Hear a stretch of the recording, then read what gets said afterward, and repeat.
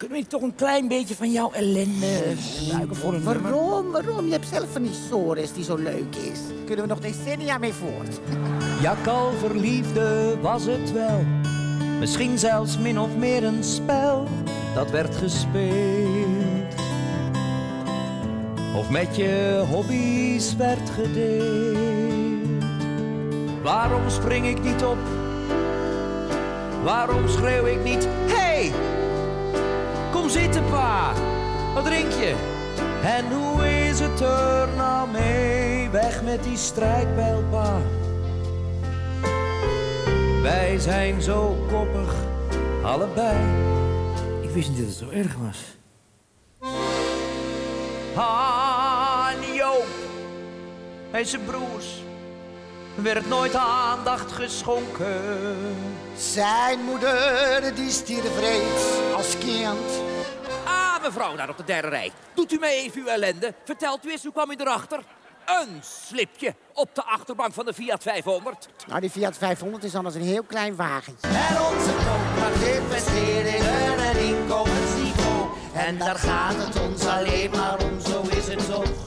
Dus dat is duidelijk zo. Discriminatie van de homoseksuele medemens. Als wij niet al homoseksueel waren, dan waren we het voor u wel geworden, dames en heren. Ik maak wat hapjes, Ja, gezellig. daar staan de nootjes. Ja, gezellig. Whisky is er ook en port, maar hoe is het met jou dan? Wat een gore oude snol, je uit een scheten koude drol. Je bent een vieze loopse hond, je kop is net een blote kont. Verlegde sloerie, lijkt me druk, wordt die korslet. Spinazie. Geen groot onstuitbaar verlangen.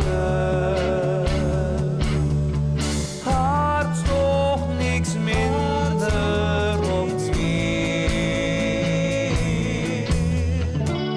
Wij brengen voor u vanavond 1 nummer. En als u belooft lekker lang te klappen, dan beloven wij na de pauze nog een keer te komen buigen. We hebben nog tijd. We hebben helemaal geen tijd. 10 uur, zondagmorgen. En ik kijk naar je gezicht. Nu nog lig je naast me. Maar je ogen zijn nog dicht. Na vandaag zul jij niet meer bij me zijn. Er is iemand waar je meer om geeft. Dat kan gebeuren, flink zijn, even flink zijn.